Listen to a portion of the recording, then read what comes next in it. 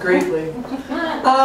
Greetings and salutations, all of you beautiful little life warriors. Thank you so much to our lovely hostess this evening, Killy. Thank you for having me here tonight to promote my latest literary endeavor, Putting Your Breast Foot Forward, The Feminist Guide to Life by Dr. Joanna Tingley. And it's just been, kind of a whirlwind of a month for me. I've been touring all over the Northeast with my daughter, Maya Angelou Wasserstein-Tingley, and our pit bull, Kegel. And we've just been going everywhere, reading excerpts from my book, and I almost thought I was going to be late this evening because I was coming straight from a pro-choice vegan women's poetry session. Thank you.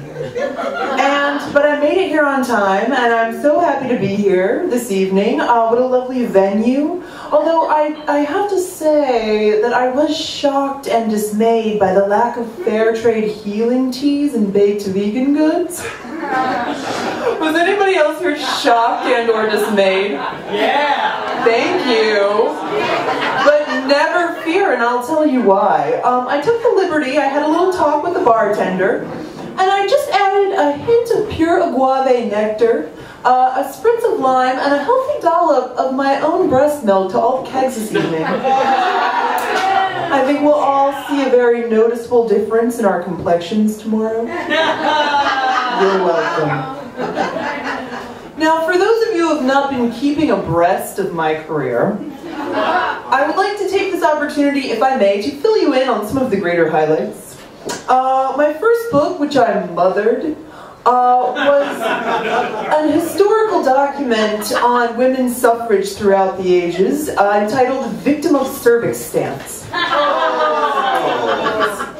I then went on to co-author a book with my own personal idol, Miss Maya Angelou. I did, yes, thank you. It was a book of poetry for the postmenopausal female, which we called Hot Flashes of Brilliance. Thank you. I then went on to direct the acclaimed documentary Her Story History, the history of saying her story instead of history. And I'm a freelance essayist for Vagina, Vagina, Vagina, which is a monthly periodic.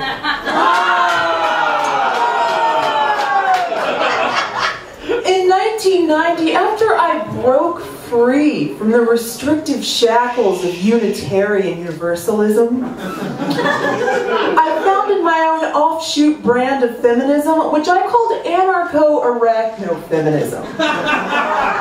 Now, this is because I don't believe in the power of the state, and I was also a spider in a past life. Any other past life arachnids here this evening? I thought I recognized you. You were a brown recluse, right? We know. Do you know Tammy? Tammy's great. We met on the web. Oh, that was just a little spider humor. Okay. Now, before I start my reading this evening, I just want to make sure that everybody is open and ready to receive my art, which I am putting forth. And for this, we're going to do a little relaxation exercise, okay? So what I'm going to ask is for everybody to take just a deep breath, just from the very root of your being. I call this vaginal breathing. Gentlemen, please don't dismay. You too have a vagina, although inferior is called a penis. Now, if you want to go ahead and roll my patented relaxation tape, I'll be selling them in the back. And just feel free to turn it right up. Release your thoughts.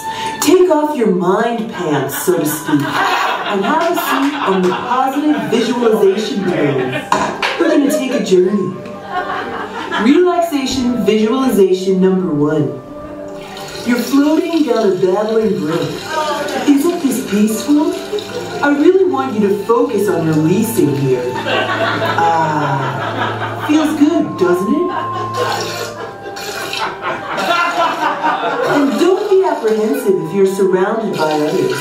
This is your your journey, and it's important to focus on the visualization of the babbling brook.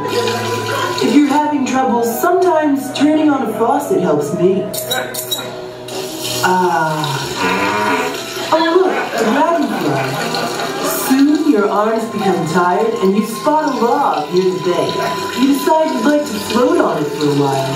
So you stop and you give it a nice push into the water. This begins visualization number 2. Ooh, we're passing a lovely waterfall. Hey James, can you stop the tape for a minute? I've got to go poop. Oh my. I didn't realize they caught that last part on tape. I should talk to them about their editing. Okay, so does everybody feel ready to receive? Yeah. Okay. Now, as I'm sure we're all observing Pescatarian Domestic Awareness Contentment Week. So the article I chose has to do with marital content, okay? It's a chapter called Getting Feminasty with Your Mate. Yeah, baby. There you go. We all know how it is, ladies. It's a libidinous Saturday evening and you're feeling the urge to connect with your partner. It's the classic tale. You want to use the tandem loom, but he's preoccupied I'm tongue-tied. But he's preoccupied with organizing his beard gemstones. I think it's safe to say we've all been there. What is the civil and balanced compromise? How should you approach your lover as an ultra-modern woman of the world? Surprised though as you may be to hear this, there is no shame in using your womanly wiles to assert dominance over your mate. Simply grab one of your tribal headdresses, anyone will do, because as we all know, nothing turns a man on quite like a traditional feathered headdress and a floor-length sarong. Thank you all very much. You can find me on the web and buy my book, Putting Your Breast Foot Forward, The Feminist Guide to Life.